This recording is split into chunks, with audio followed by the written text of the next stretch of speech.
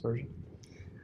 So this is the newest version of Xcode. So it has changed a lot. So if I look like I don't know what I'm doing, that's true, because they've moved a ton of stuff on there. How many? Show of hands, how many people have upgraded to 11? All right, nobody. Really? Okay. I don't have enough space. Yeah, if you don't have enough space, delete the old version first and then install it. I sometimes have to do that myself. All right, so first things first, in Xcode 11, we have pretty much all the same items in here. We can create sticker packs, tabbed application, iMessage app, a whole bunch of other things. Augmented reality, it was always there. But we'll start with a single view application like we've always done. And we'll switch over to this one. And the biggest thing is by default, when you first installed Xcode 11, is they will by default select the Swift UI, which I haven't finished watching those tutorials yet. So yeah, this doesn't have storyboards. You create all your UI via code. So that's going to be exciting. And everything that I learned about storyboards is out the window now, because Apple will eventually drop support for it, I'm sure. Maybe. I don't know. We'll see. Usually when they come out with a new technology, they don't support competing technology. So just fair warning. But that's the life of a mobile developer. We're always learning new technologies, and every year Apple comes up with something to keep us on our toes. But this one's going to be TableView, a TableView example. I'm just going to say table example. Sometimes if you name it like TableView, it'll conflict with other classes, and a whole bunch of stuff will happen. That's bad. All right, so I'm going to switch that down to storyboard again. And for next class, we'll be using core data, so we would select that, but right now we're not going to. And that would, if we did, that would generate a whole bunch of really nice boilerplate code for us. So I will put this in. Where's my, oops. Where's iOS? Way up here. Okay. And example code. All right. So we're going to talk about table views today. This is one of the more important UI elements in iOS that you will probably use in almost every application, even though it doesn't look like it sometimes. Sometimes when you're doing, like you're looking at a profile screen where you're scrolling through name, address, phone number, etc. Sometimes that's actually a table view. There's not, somebody doesn't set up like labels and then text views and labels and etc. in a nice list, because if you wanted to hide the phone number screen, then you'd have to do a whole bunch of things with the constraints so everything shifts up, right? And it's not that hard. I've done it many times, but it's a lot easier to do it in a table view where you just tell the table, just don't show that row, and it doesn't show the row. So I'll show you how to accomplish that. So we're not going to touch anything in here. The first thing we're going to do is go to storyboards. And for our main storyboard, we have our view controller. And I think I mentioned this, I'll mention it again. This arrow is our initial view controller. So this is going to be the view controller that gets launched at when the application starts. So we can switch that. If we had another one in here, we would just go ahead and select that and then make sure this attributes tab is selected. Again, make sure the view controller is selected. And then there's a little checkbox here that says is initial view controller. So if you kind of already made your application and then you wanted to do a login screen, you'd add maybe the login screen to the left, because I like to do left to right. Then you would select it, set as initial view controller, and that arrow would then point to the initial view controller. So just make sure we know that. All right, so the biggest change that I've noticed, a couple of these, they changed, I forget what the icon looked like, but now it's a plus sign, which looks a lot better. And then there is the show or hide code review. So they actually got rid of that button that allowed us to do side by side, where the UI was on the left and the code was on the right. But we still have that, and actually it's been improved. So the first thing I'll get to that later, but I'm going to add that plus button, and you can see that they've improved this screen, which is really nice, because I think when they just kind of had this scrolly thing, or this one window that was scrolling, it was kind of half baked. Like it was just like here's a really long list of UI elements and view controllers and other UI gestures and everything else that's in there. And we're just going to put in this tiny little window that you can't keep up on your screen. So it has a lot of really nice controls. We won't get into it today, but if I just type in TableView, you can see that, well, maybe you can't see it too well, but it's a bunch of rows. And so this is how we're going to add rows or rows of data to our application. It's very different from the TableView controller, where we're going to actually make this current view controller into a TableView controller. We're going to extend it to allow it to handle a table view. If you drag in a table view controller, it's actually its own view controller. Actually, it's several view controllers under a tab view controller, apparently, or a tab bar controller, excuse me. I think you accidentally hit tab bar. Oh, did I? Okay, that makes more sense. I was like, why is that all? Oh yeah, okay.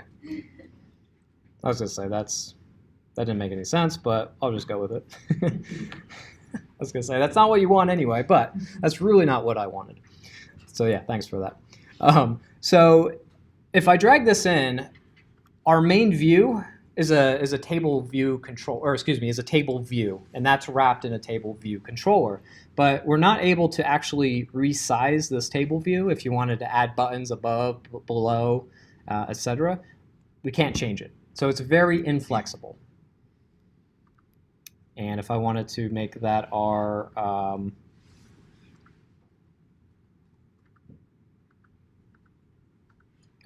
right here. So is initial view controller, click that, and now you can see the arrow is there, and when we launch the app, it'll go here.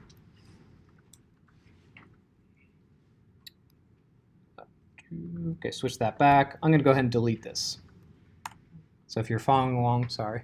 All right, so again, we're going to drag in. Okay, that keyboard shortcut still works. I haven't tested that out yet. Command-Shift-L will bring this up. And I'm going to go type in table again and make sure it is a table view. Now, if you want custom table view cells, meaning each row is custom and you want to have a lot of functionality in there, including buttons and other kind of widgets and stuff like that, then we can create a table view cell and build that in our interface builder. But I'll show you how to do that in the table view itself. So I'm going to click and drag, and you can see that this is a prototype content. I'm just going to kind of drag this in here. Make sure for your applications you're setting up your constraints, because that is still a graded part. So I'm going to control, click and drag to the left, hold down shift, leading, trailing, hit enter, and then I'm going to do the same thing for the top. And this is just going to fill up our entire view. So shift, top space, bottom space to safe area. That safe area is, again, allowing for those margins so it doesn't bleed off the edge or get, right up against the edge.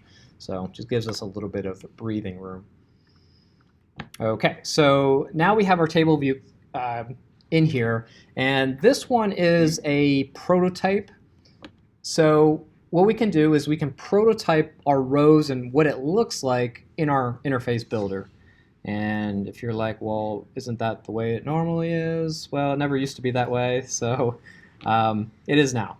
So oops, I did that kind of fast, sorry. So up here, when my table view is selected, I have prototype cells, and I'm going to add just one because I'm going to have the same cell over and over again. So if you wanted to have different cells, like if you were doing baseball and hockey scores, you might have a different look for hockey than you would for baseball, because baseball might have like innings, and then hockey has periods, which there's only 3 periods, and there's 9 innings or more for baseball, or sometimes less. Anyway, you create different cells within here. All right, so just one. If you added 2, you can see that there's now 2 cells that I am able to select. You can go ahead and select the table view again so I can see that, and just reduce it down to 1. Now, I want to make this bigger than our default, so I'm going to click and drag this.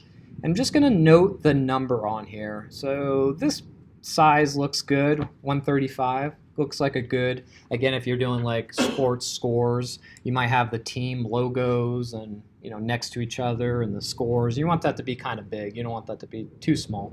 So I'm going to drag that out as 135 as the height. we have to deal with that later. We can't do it necessarily in code here, or in Interface Builder, IB. All right, so we have this. The next thing I want to do is I want to give this cell an identifier because I want to duplicate this over and over and over and over again, right? So again, if there's 5 baseball games, Major League Baseball games, I want to show those 5, and then again hockey and stuff like that. So it needs a cell identifier. This one, let's say it's baseball. I'm just gonna call it cell, but this is the identifier that we're going to use in code to say, okay, use this cell versus the hockey one, or versus the tennis one, or versus the NASCAR / Indy / whatever it is you're trying to display, which might look different, right? So if we have multiple rows and those look different, we can use those cells and say, okay, for number 1 or at index 0, it's going to be a baseball score, and then the next one's going to be a hockey one. So we're going to use this cell identifier here in a second. And I'm just going to call it cell with a capital C.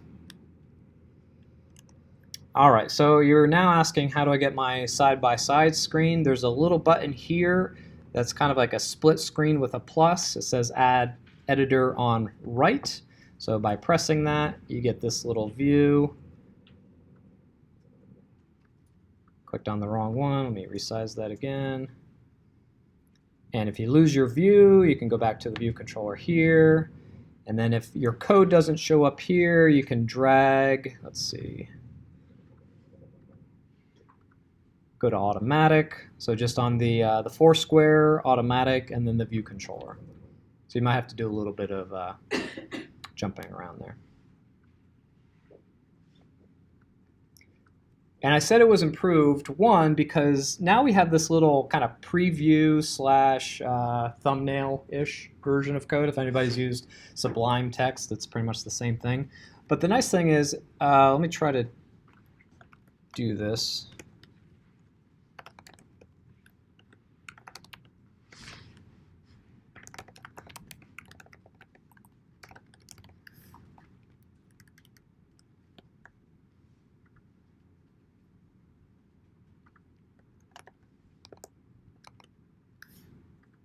Let's see, mark. What's the syntax for that? I forget. I just did it. Sorry, let me look this up real quick because I want to show you this.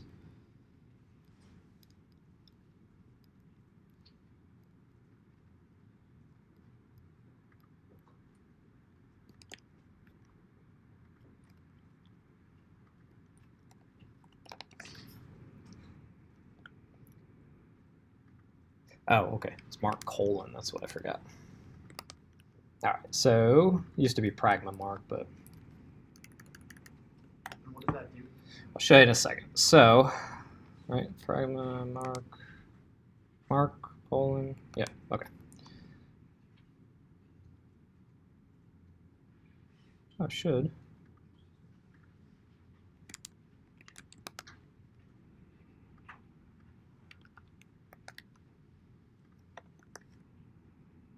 That's exactly the same. I think you have to have mark completely capitalized. Oh, okay. That's the difference. See, my brain's like that. It looks exactly the same, but it doesn't.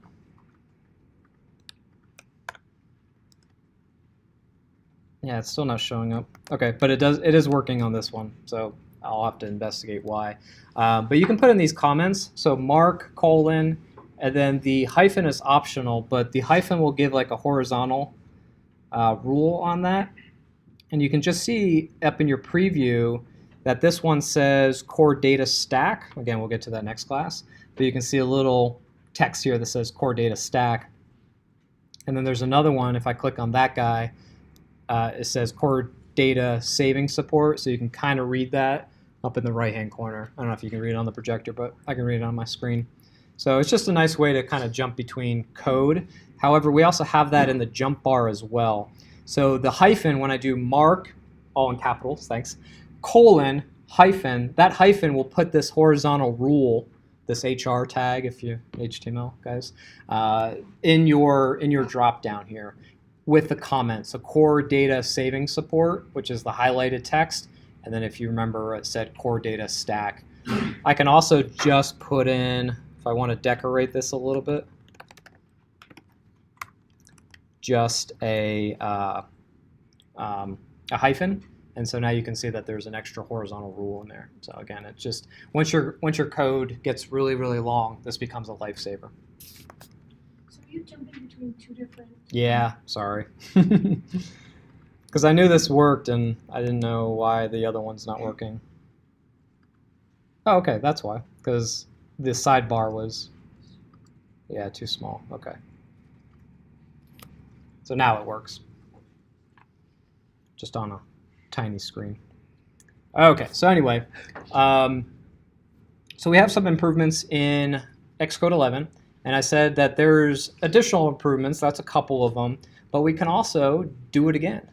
So we now have side by side by side, which on my tiny screen is getting a little crowded, but if you have a nice wide screen monitor, this might be really, really nice, especially if you have like your model, which has your data class, and then your controller, and then your view. You now have your view, your model view controller paradigm all on one screen. So, and then if you really like to, some people, if I double click on this to see if that still works, that feature. No, maybe? Oh, it's probably already open. Okay, let me do...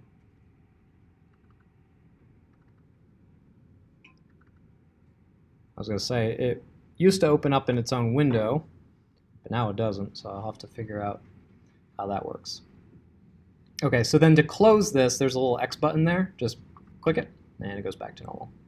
So a little bit more flexible than before. All right, so let's get to the good stuff. So I've added this view controller in here, and the nice thing is I can actually resize this. So I've already set up the constraints to lock to the top, but if I move it down, you'll see that this turns orange. And if I go down to our triangle with the two measurements on the side, we can update the constraints for the constraint constants to say, okay, instead of locking to the top, will now be, I'll have to invest 150 pixels. That was pretty good from the top there. Nice round number. So now we're 150 pixels from the top, and that should show up on the various displays. If I switch this over to, let's see, an iPad 11-inch, we still have that 150. Okay, so go back to the 10R. So yeah, make sure you're testing these out and rotating it. Where's the 10R?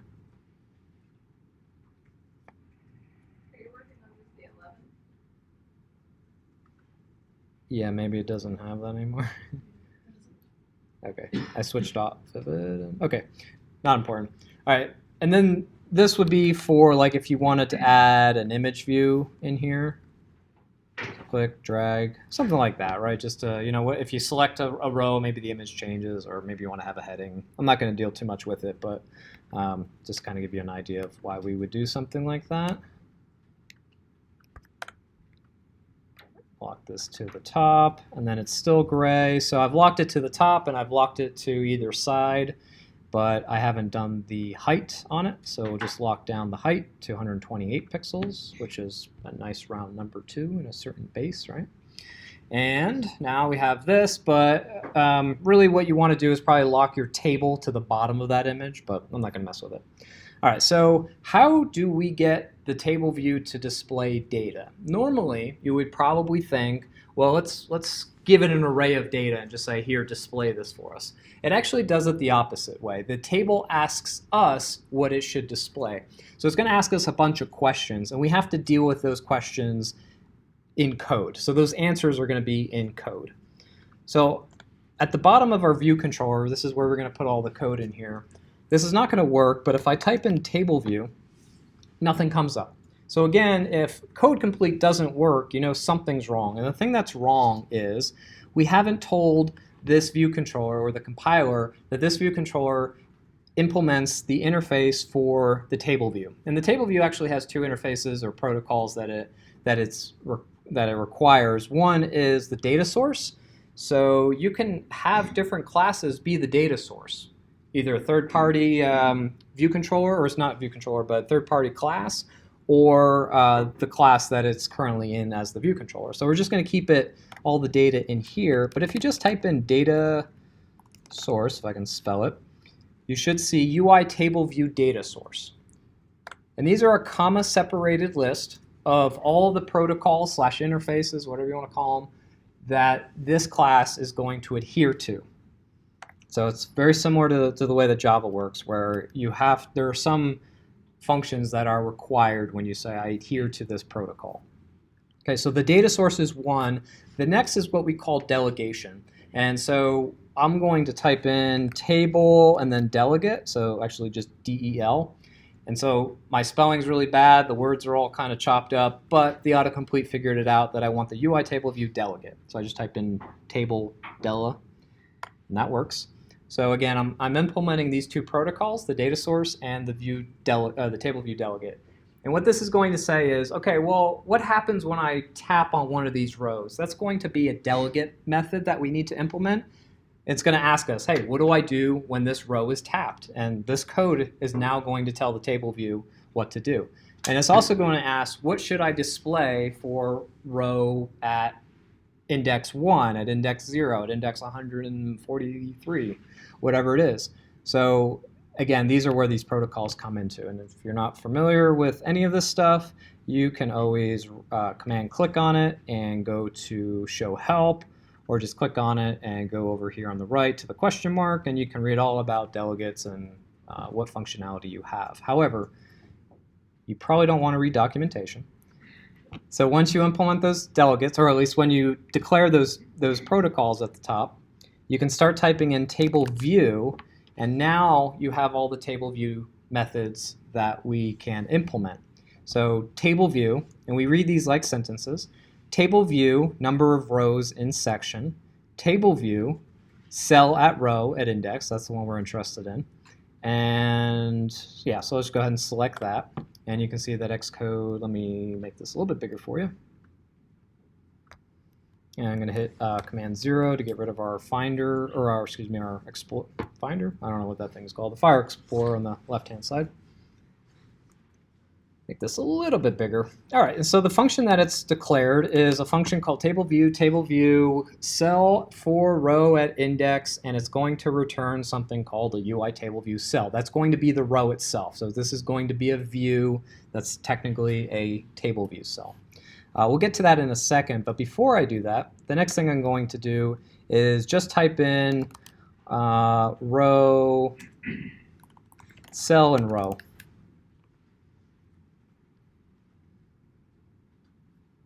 Maybe that was a bad combination.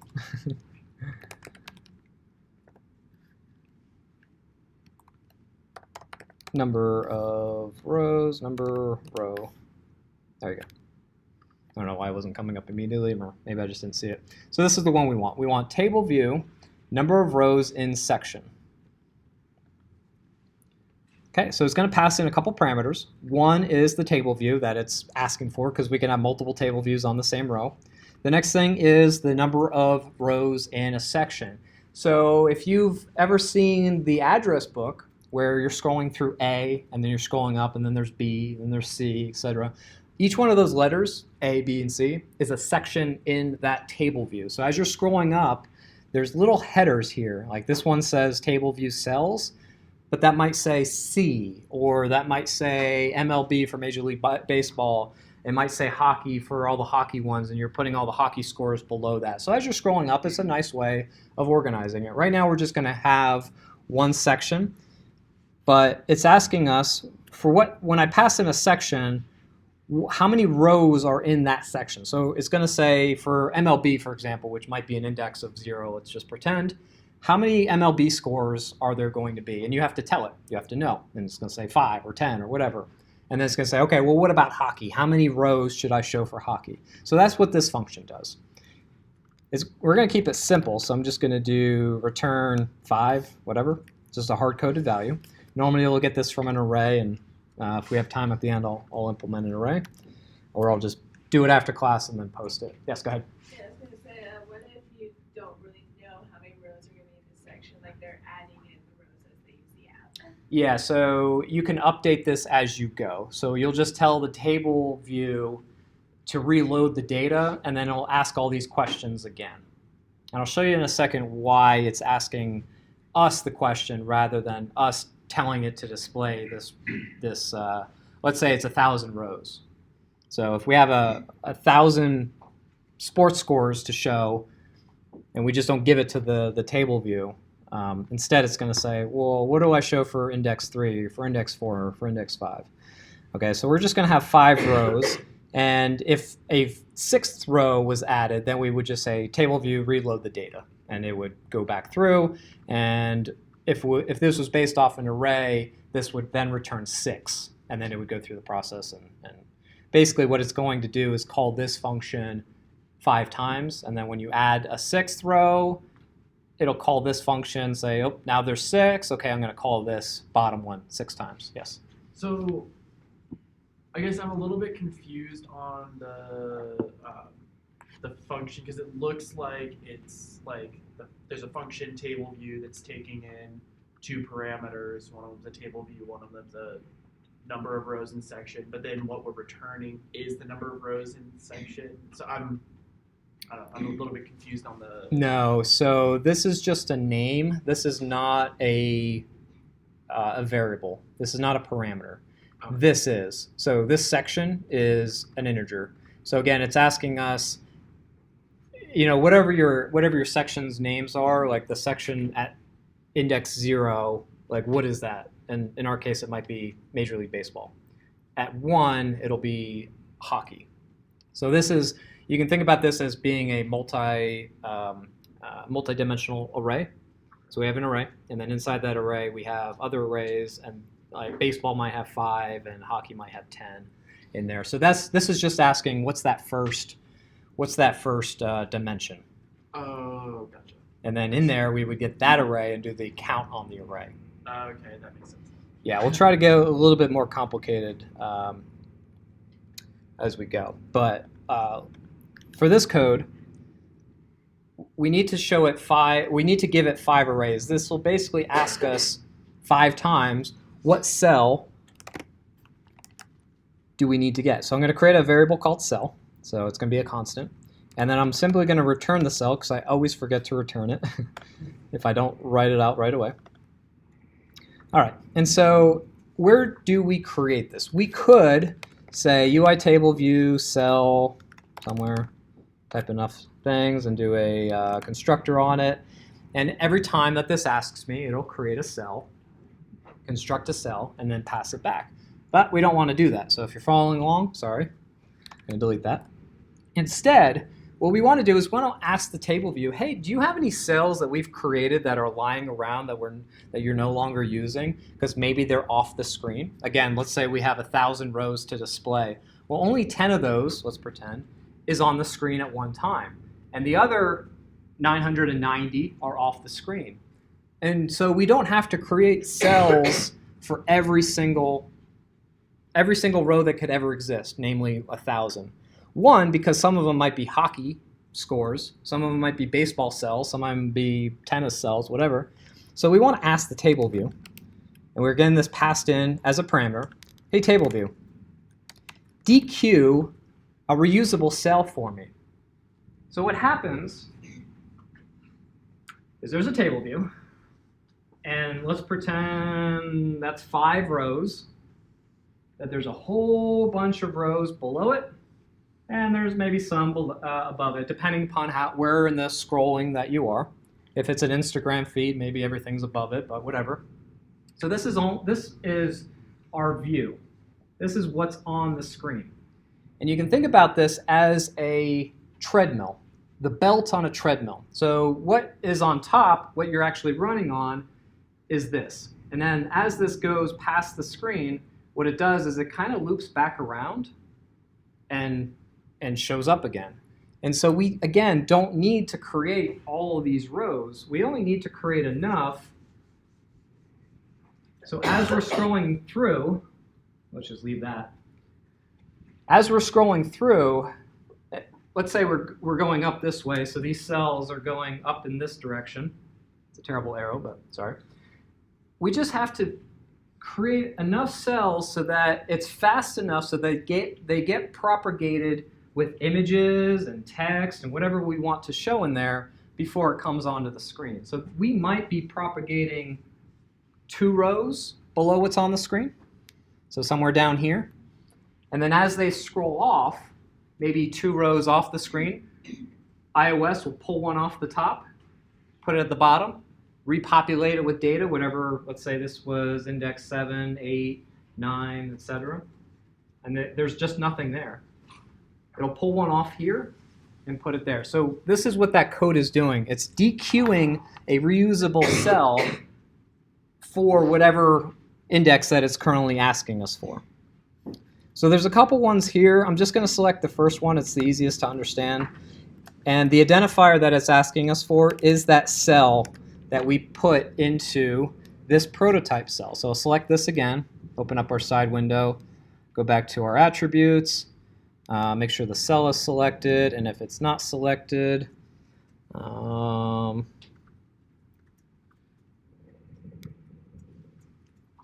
over here, and then there's a side window that got closed down in the bottom left-hand corner. Oops. Okay. Oh, okay. It was open. Sorry. I thought this was my file viewer. I closed that. So I couldn't select my cell here because it was selecting the content view, so I'm just going to select the cell there. So again, that identifier is just called cell. Again, if this was like baseball, let's just call it baseball cell.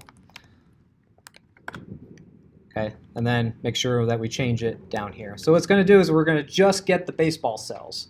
If I create another one, select the table view, add another prototype one, and select this one, not the content view, but the cell itself. And instead of baseball, let's just call it hockey. And we're just going to simply add a label here. That construction is intense. And I'm going to call that hockey. And I'm not going to do any, well, let me add this in here. Actually, no, I'm not going to add it because these TableView cells by default actually have their own built-in labels. So we'll get to that in a second. All right, so what I've done is I've dequeued one from the TableView, and if one doesn't exist, this function will actually go ahead and create it for me, as long as this identifier is correct. And so you'd have logic in here that says if it's a hockey score, then dequeue a hockey cell instead of a baseball cell. And then for this one, I am going to type in label, it's the text label, and do the text. I'm going to set this text equal to baseball score, whatever you want to call it. And then this one, I just need to add a exclamation point because when I dequeue it, it could be null. So it's optional. So we have to make sure that we check to make sure that this cell exists and we're not just making it up and it's going to return nil on us. All right. So there's 2 things left to do. If I just ran this, it wouldn't work because currently the TableView doesn't know who its data source and its delegate is. All we've done up here is just tell the class that we're handling the methods that are required for a TableView delegate and data source, namely these 2 functions. Of course, there's many more. If you tap on a row, there's code to handle that, etc. So the way that we do that is make sure that the table view is selected, and we're going to control click. I like to control click from the left-hand side here because sometimes if you control click in here, it'll select the cell. Sometimes it'll select labels or anything else you have in there. So select this one, and then you can drag it up to the view controller that it's under, so straight up and release. And then we're going to set the data source and the delegate. You can also do it if you're lucky. Select the table view in the actual view and go up to this little icon here in the top left and release, and it says data source and delegate. If you've missed, it won't say data source. It might say delegate because text views can have delegates, or excuse me, text fields have delegates. A lot of other things have delegates.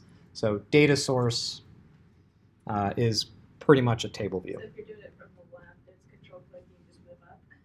Yeah, so if I do it from the left, which is the easiest because I know I'm selecting the table view, control click and drag up. into the view controller. Yeah, if you didn't see that, this view controller here, not the view controller scene, but the view controller itself. Okay, so I'm going to click and drag. So either method works. I'm going to hold down Shift. And, oh, I guess that doesn't work in that case. Sorry. So drag it again. So now you can see that with that dot, it's selected, and then the delegate I also have to select as well. And I'll do that a third time. So Control click and drag up to my view controller. So now I can see that that table view is going to use this view controller as a delegate and as a data source.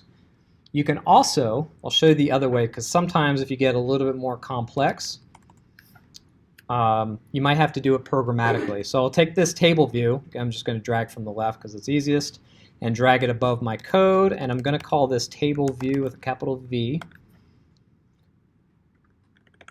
Okay, so now I have a reference to my table view in code. Now I can do things like TableView.delegate equals self, and TableView.data source also equals self. If I can spell self, there we go.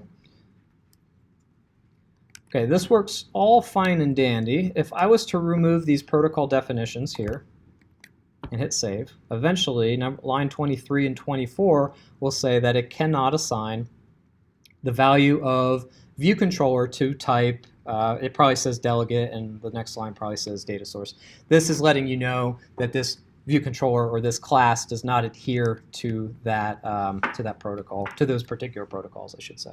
So just add those protocols in. Now you're able to use this view controller as the data source and the delegate. So these two lines of code are exactly the same as clicking and dragging in my interface builder and connecting those. But again, sometimes you don't know what view controller you're going to use. So anyway, you can do it programmatically. So I'm just going to comment those out. I'll leave them in there for the example. All right, so if all is fine and good, I'll hit Command R to run this. This is our initial view. Everything should be sized properly. It's going to show 5 views, and it's just going to say baseball score over and over again, which it didn't.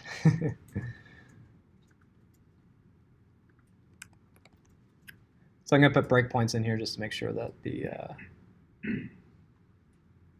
Okay, so yeah, this is working. So, oh, maybe I didn't wait long enough. Sometimes I'm not patient. So, well, this illustrates another point too. So it's going to ask me how many rows should I show in this section. So I can hover over section, and it's section 0. I haven't implemented the number of sections. I think it's a data source method. So I could add more, but by default it's 0. But I could say return 3, and then it'll ask me this a bunch of times, basically 3 times. For some reason it actually asks it to me more often. So if I hit continue, it gets hit again, and it usually gets hit 3 times in a row. Don't ask me why. I don't know. If you figure it out, let me know, because it's been that way forever. So then it's going to this one, to this show me what cell is under IndexPath. If we hold under IndexPath, it's not an integer, it's an IndexPath of type IndexPath. And it doesn't show me, but essentially it'll show me the section and then the row, which is not doing. Okay, there we go. So it's at 0, 0. So section 0, row 0. So I'm going to hit continue. It's calling it again. Hover over IndexPath, hit the I again, and now it's section 0, row 1, and it'll do it 5 times. So let me just hit this 5 times. 3, 4, 5, continue. Okay, yeah, I just didn't wait long enough the first time. And it shows me 5 rows, and voila. However, as you noticed, it didn't do the height of each row. So for that, we have to implement another one. And so I can say table height, and the first one is the one we want, height for row at IndexPath. And 135 was the height that we wanted, so I just really have to return 135, but it's a float value, so we can just put in 0.0 just to make that more specific. And again, if you had hockey, which maybe takes up more space or what, you would check which type it is. Let me remove these breakpoints. So now our rows are bigger. Okay, so now we can start doing a little bit of designing on our rows. And we have this big space up here because we have this image. So let me color that a little bit. So I'm going to select that image, go to the background, and just do a nice orange, system orange color. Beautiful, I know. All right, cool. So let's really quickly add an array. Let's just call it a data array. We're going to be really specific. And these are just going to be baseball, hockey, tennis, and I don't know, whatever. Doesn't really matter. You can add as much as you want. Actually, let's call this sections array. And all this is hard-coded, of course, so you don't want to usually do this. You'd get it from a JSON object or something similar. Let's say baseball scores array. And I'm going to do this really quickly. So these are just going to be numbers. Actually, they're going to be strings because I'm going to do like 1, 2, 2, 4 to 10. Obviously, this is not really formatted that well. Hockey. Let's just copy and paste this in. And one for tennis. Obviously, change these names. Let's do hockey. And obviously, these are not tennis scores, but I don't care.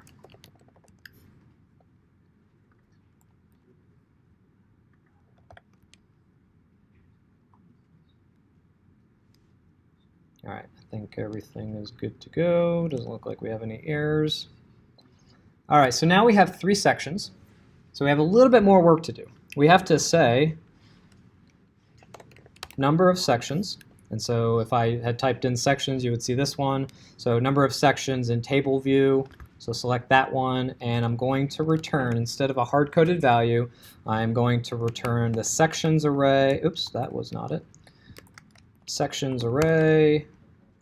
If I could spell it right, it would pop up. Dot count. Okay, so it'll return 3 because that's the length or the count of that array. Now we have a little bit of work to do for this one because it's going to ask me for each different section how many rows to.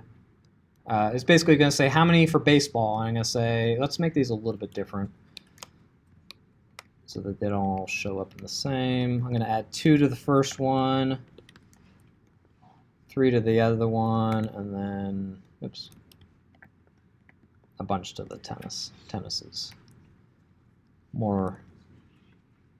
All right, so again, instead of just simply returning 5, I could do a switch statement, I could do an if statement, I could do something fancy like that. So we're just going to do a switch, and we're going to switch on the value of section.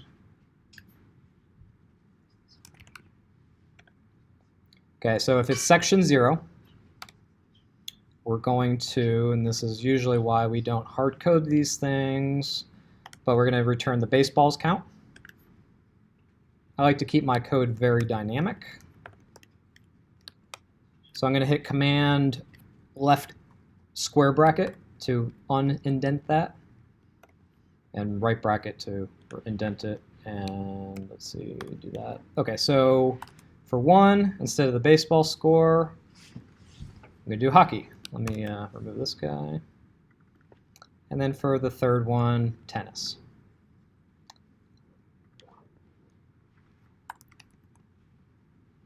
All right, so now you can see that it's asking me how many sections do you have. We have 3 sections in this case.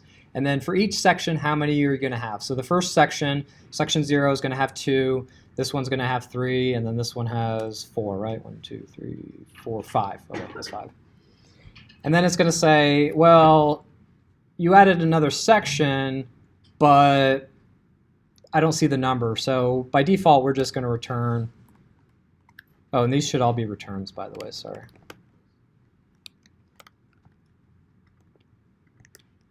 We're going to return 0. So that, you know, if you add a section by mistake and you don't have an array for it, by default we're just going to return 0. All right, now again we have even more work to do. This one we need to determine that instead of a baseball cell, it's a hockey cell or it's a tennis cell, etc. So basically you'd have to do the same thing with the switch statement or create a function that takes the input of that and yada, yada, yada. So let's do that really quickly. So I'm going to add one more for our tennis cell. And if you guys need this recording, I know it's very complicated. I do have a video on the YouTube channel, though I don't think I talk about all this intricate stuff with different sections. So just ask me for the recording and I'll be more than happy to give it to you. We're going to add a, oops, if that scroll bar goes away, a third section. So we're going to select this one and we're going to call this tennis cell.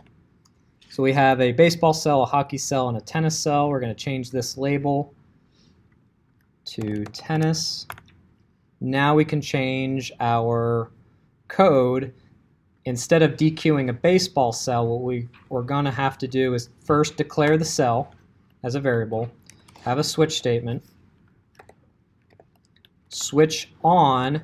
Now we're not getting a section passed in, but we are getting the index path. So the index path has a section as one of its parameters. So an index path is a section and it's an index, or excuse me, it's a row.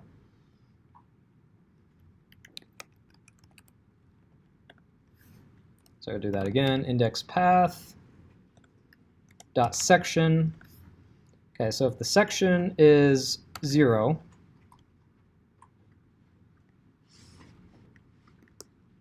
it's going to be a table cell, or a baseball cell, excuse me.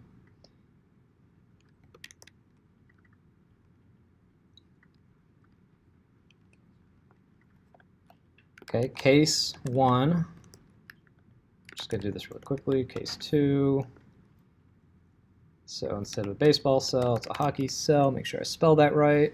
Usually I'll copy and paste, but and then the other one is a tennis cell. And then by default, I don't know, by default, we'll do a baseball cell. Again, this is where you do error handling. Okay, this text is, I'm going to change this text, but that would also determine what the array, where the array is from. So for the score, instead of putting in baseball score, I'm actually going to get whatever it is that the array is. I'm just going to use tennis score. For right now, I'm trying to save time, but at the same time, it's tennis score at index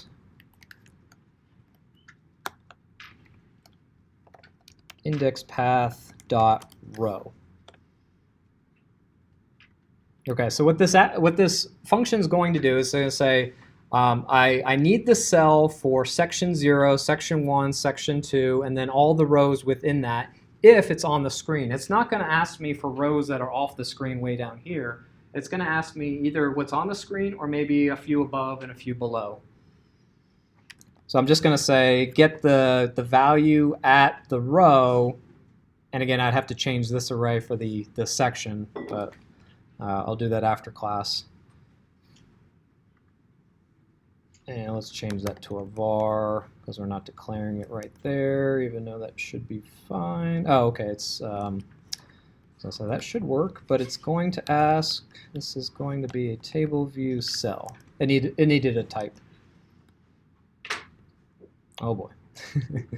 Yeah, I was going to say probably a bunch of optional unwrapping. What keyboard shortcut are you using right now?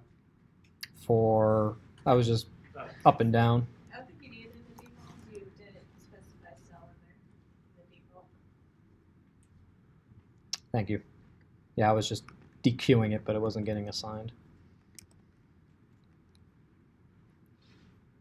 Cannot force unwrap. Okay, yeah, so now this is not an optional, so we don't need to unwrap it.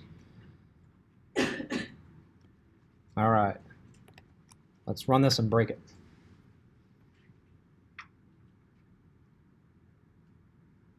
Okay, so that mostly worked. So the first two, I have to do one more thing, and then we should be done with this example. The first two rows are our baseball scores, and then the next three are our hockey scores. And of course, I've overlaid the added label. Again, it has a default label that's being displayed. That's the text label, and then I added my own label, and that's what's being shown on top. Of course, I could move that up or down. But hockey has 3, and then tennis has 5. So tennis, 1, 2, 3, 4, 3, 4, 5. Yeah. Okay.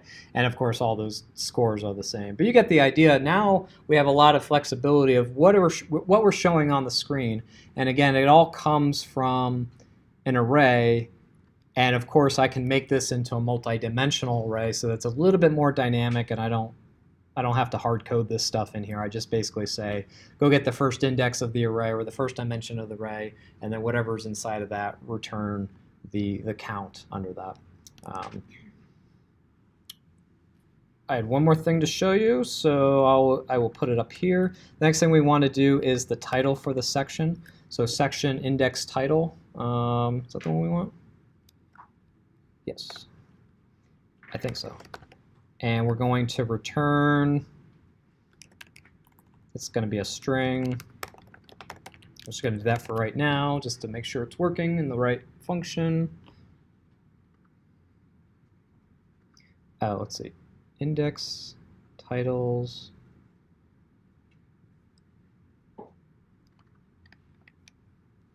It's asking for array. I saw that, but I ignored it. So this is just an array of strings, which is what it was asking for. Oh, okay, yeah, I was going to say that was the other one.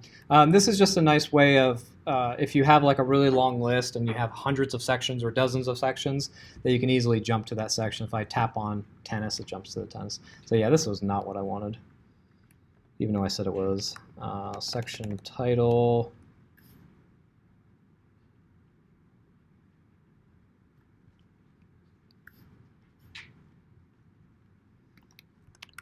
Helps if I spell it right. Why is that doing section title?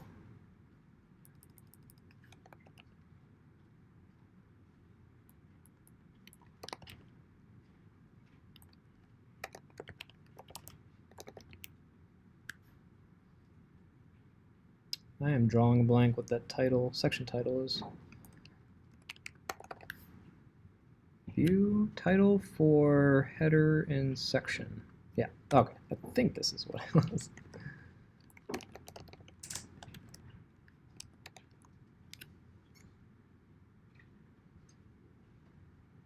Okay, yeah, sorry about that. So yeah, this is just the string, and obviously I would do the switch statement, or I would just use that array to show what the thing is. I just wanted to make sure it was working first. So let's do section array dot, actually just use the index. So it's giving me a section, so I'm just going to type in section as the index, and that should work. Okay, there we go. So baseball, 1 to 2, 4 to 10. Obviously you populated with more data than that. We have hockey, and then we have tennis. And these section headings are fully customizable.